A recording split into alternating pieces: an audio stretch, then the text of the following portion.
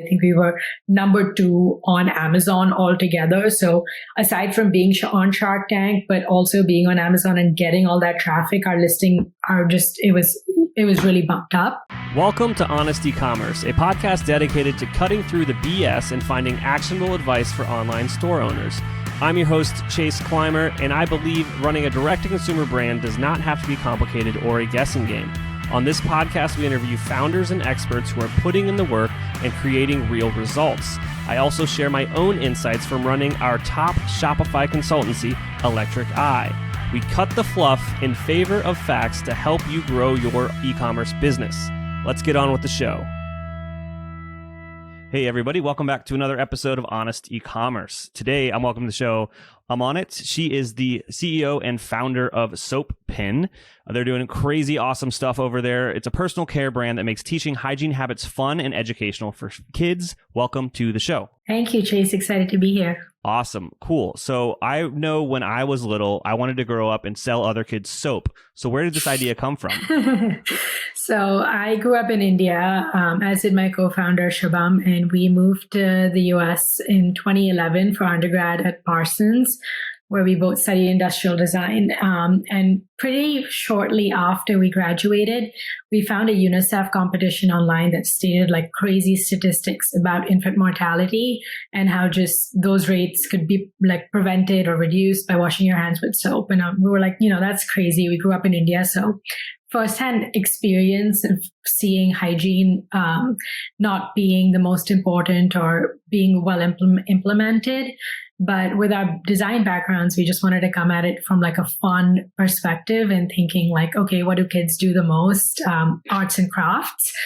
And so submitted to a simple design competition with a drawing on a piece of paper, and then progressed to the next round with that. And then as that process of that particular competition kept going through, we ultimately ended up winning it and trying a lot of prototypes in classrooms with kids and seeing that it was really sticking. So that was kind of the impetus of the idea. All right. So there is a video component to this for all the people that are watching on YouTube. Thank you. But it's more of an audio podcast. Yeah. Explain the product. It is so cool. Please, everyone go to the website and watch the video. I know for a fact that my nephews will love this. So kind of explain what it was that you came up with. Yeah. So very simple. It's just a soap in a pen. So think like a crayon that you can draw with on your hands. You mark, the fingers of your hands, the back of your hands, the palm. And then because you're going to be spending, longer than just pumping a little dollop of soap on your hands, your kid or you are going to wash your hands for 20 to 40 seconds, which with COVID, we all know the importance of. It teaches you how to properly wash your hands for 20 to 40 seconds while you can make a, cute drawing or try out different colors and scents. Absolutely. I know some adults that would definitely benefit from this product as well. Yeah. Our TikTok community we get a lot of comments that are like, we need this in all men's bathrooms. And I'm like, I agree with that. Oh, no, it's such a cool product. All right. So you guys come up with this idea and you win this design competition. Now what? What do you do? Yeah. So I think it was like we're both immigrants. So at that moment itself, I was like, are we even allowed to have a company in the States? That was, I think, the biggest first question mark, which I think kind of gives you a reference of our state of mind with just how shocked we were that we won the competition and we're like, oh, now we incorporate a company. So turns out we are able to, and then figuring out the visas for that was a whole separate process. But we had $15,000 in prize money from the competition, and our backgrounds are in design. So we knew we were able to do a lot of the packaging work ourselves and figuring out the supply chain. That stuff we felt comfortable with, but figuring out the formulation and who to partner with were probably the biggest challenges, especially because it's a smaller package. And most, soaps and such that you'll see are in much bigger components. And so that was, I think, our biggest challenge as our next step. So we first were like, okay, maybe we can try manufacturing this in India. Maybe we'll try in the US, and just spoke to everyone that we possibly could. It ended up being that our accountant for our first year like referenced us to another CPG company in the US, and the founder of another CPG company, and he was really kind and gave us pro bono help on figuring out the formulation for the first batch. And that was kind of the starting journey, but there's been so many iterations and trial and error on that side of things. Absolutely. Coming out with a product such as this is definitely a lot of trial and error. Yeah. Once you got to something that you were comfortable with taking to market, how did you get the word out about this? What was kind of the first kind of strategies to get people to buy this? Yeah, I think we honestly we weren't the best at that. I think it was just like, oh my God, we finally figured the product out. What do we do now? And didn't have really much of a budget. But I think we had a mentor who recommended that we start selling on Amazon instead of just our own website, given the product price point. So we sell it in a pack of 3 at $17.99. And just with shipping costs and, the cost of advertising, we knew that we wouldn't really be able to figure out the numbers on our website. So from day one, we had an Amazon listing. And for the first 3 or 4 months, it was pretty slow on sales. But because we'd gotten a decent amount of press by winning that UNICEF competition, we started getting a little bit of organic press. So we had a print feature with Real Simple magazine.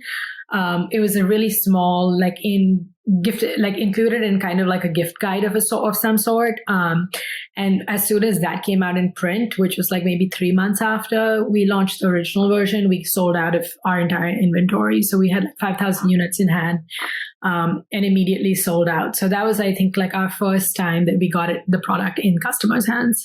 Yeah, it was that kind of the realization. You're like, okay, I think we're actually onto something here.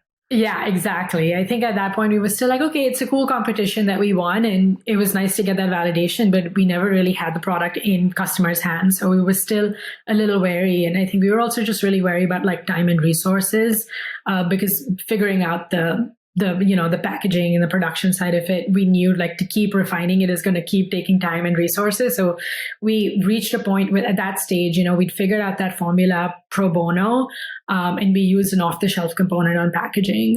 So it was kind of not the greatest first version, but it was still a good first product to have. So that was also just something we were keeping in mind. And so what year is this? So this was in 2019. So it was the year before the pandemic. Mm-hmm. And in January of that year, we did another small run of 1,000 units, and we listed the product on Faire, which is an online marketplace for wholesale to boutique stores. And in Faire on January, we started getting again a lot of attention, which was surprising to us. And we didn't really know where it was coming from. But it was, smart retailers, smart boutique stores seeing what was happening with the pandemic in other parts of the world and just pre-stocking up on soap, which should have been a better indication of we should have taken that as a hint to prepare better on inventory. But at that time, we were still okay, we're still in a very early testing phase. And so 2020 hit, and we were okay, there's clearly a lot of demand for this product and we need to make improvements. Not the best time to do that, especially in terms of, global supply chain realm, but we knew it was now or never moment. So we then went a little bit back to the drawing board, designed a custom rollerball applicator. So we had to open up a mold for the packaging, for a better application, changed up the formula to improve the vibrancy, the lather, those type of things. And then again, relaunched on Amazon in the beginning of 2021. And a few months after, maybe 3 months after, we filmed for Shark Tank. So that was also just crazy. It's been a lot of not prepared and just keep moving forward has kind of been our journey. All right. We're absolutely going to get to Shark Tank. Now, all this is happening. Are you and your partner still in school? No, we're not. We're not in school. We both backgrounds were in design, so we're working for furniture companies and doing freelance gigs to keep the lights on. Hey there, merchant. Are you tired of trying to navigate the wild world of e-commerce on your own? Are you looking for a partner to help you achieve your goals? Look no further than the Shopify Plus agency Electric Eye. Our team has a proven track record of helping our clients make millions with strategic design and development. Whether you're migrating from a legacy platform to Shopify, designing a new theme for your store, or just looking to optimize what you already have, Electric Eye is the perfect partner for you. Electric Eye are true Shopify experts. Not only is our Shopify knowledge unparalleled, but we have partnerships with all the best tech in the Shopify ecosystem. And don't worry, we're easy to get a hold of. Our clients rave about our fast communication. So here's the deal. If you're an e-commerce business doing over $1 million a year, you can receive a complimentary Shopify diagnostic from our team of experts. That's free, personalized, strategic recommendations to improve your store and grow your business. To get started, head on over to electriceye.io/connect to schedule an intro call with one of our experts. That's electriceye.io/connect. Struggling to get your Merchant Center ads approved but keep running into a price mismatching error? Wondering how your competitors are showing reviews, price, delivery, and product availability directly in search results? What if there's a way to get more traffic without fighting for rankings? Well, that's where JSON-LD for SEO comes in. It's an app that gets you more organic traffic to your Shopify store, qualifying you for over a dozen search enhancements, and provides all of the structured data you need for Merchant Center. JSON-LD for SEO automatically adds the structured data needed, and it's updated regularly as the rules change by Google. It's a hands-off SEO app that you don't need to monkey around with to get working. It's the safest, easiest, and most effective way to stand out from your competitors in search results. Contact us to get your free structured data audit for your store. Find JSON-LD for SEO in the Shopify App Store to get started. That's JSONLD for SEO, or go to jsonld.app. You are doing these initial runs, iterating on the product, selling out. You're getting some validation here. And the two channels that you're really focused on are Amazon and wholesale, correct? Yes. And so... Yeah, wholesale only specifically with Fair, nothing larger than that. Gotcha. And so how does Shark Tank come into play? Yeah, so that was, I think, just a total shock, and I was mortified to even try to do that. And like, we had 30, we just relaunched the product, and we had 30 reviews on our Amazon listing. So I was really, nerves aside, I was apprehensive as to how it would all play out, because we, again, still didn't have that much feedback on the new version. But I think when Shark Tank comes around and you're a CPG brand, you're just like, it's now or never. I'm not going to say no to this, and just kind of go forward with that. And so one of the producers scouted us for it. I think it was a year prior to that, but at that moment, we didn't accept the visa type that we were on. And then in a year, they changed their policy, and they came back to us and were like, oh, you guys still, working on this and interested. And we were obviously like, over the moon. But that process of even getting onto the show, there's quite a lot of grunt work that goes behind that. Absolutely. We've had a few guests on the show that have been on Shark Tank. I don't want to repeat too much about the process, but is there anything that really stood out to you that you didn't expect about kind of the whole Shark Tank process? So anything that stood out? I don't think so. I think it was pretty cookie cutter in terms of the process. Yeah. Nothing special happened to us. I think what was different, probably if anyone watches our episode, is that, and this is a spoiler, is that we get all no's in the beginning, and then one of the sharks changes their mind and then comes back to us. And on TV, that process looks very seamless, but it wasn't in reality, and there was a lot more nerves involved. Absolutely. Yeah. I mean, I've heard, it's they condense it down to 15 minutes, but you're in there for hours. Yeah. And I was watching this new season, and I saw the first episode was live, and I'm really thankful that we didn't have to go down that route. Yeah, that sounds stressful. So something that people have mentioned before is there's like a bit of a Shark Tank bump from sales. Yes. Yeah. Yeah, that was huge for us. I think it definitely, again, really helped that we were selling on Amazon that weekend. I think we were number 2 on Amazon altogether. So aside from being on Shark Tank, but also being on Amazon and getting all that traffic, our listing it was really bumped up. And I think that it's not just the one time that you air, it's all the re-airs. Even now, we just had a re-air earlier this month. So we're still seeing a lot of benefits from that. Absolutely. Yeah, it's amazing. So what's changed since Shark Tank? So, I mean, finally, the new version of the product, we've sold like 60,000 units of them at this point and had so much amazing, customer feedback on it. But now we're focusing on expanding the product pipeline. I think that's our next big goal.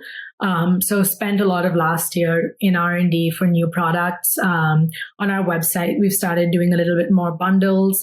We know that, our customer is buying SoaPens a lot between that 2 to 3 year old age range, which is also the same time that they're potty training.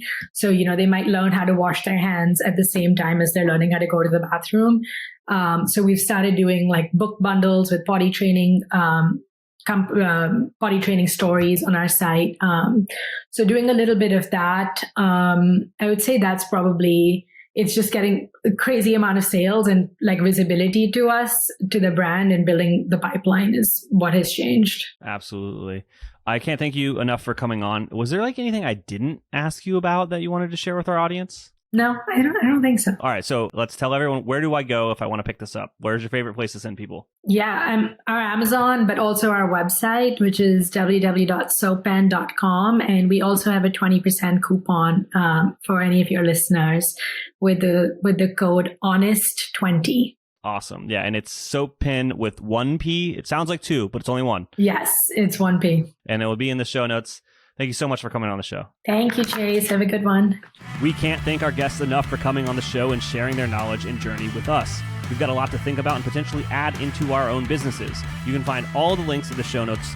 You can subscribe to the newsletter at honestecommerce.co to get each episode delivered right into your inbox. If you're enjoying this content, consider leaving a review on iTunes. That really helps us out. Lastly, if you're a store owner looking for an amazing partner to help you get your Shopify store to the next level, reach out to Electric Eye at electriceye.io/connect. Until next time.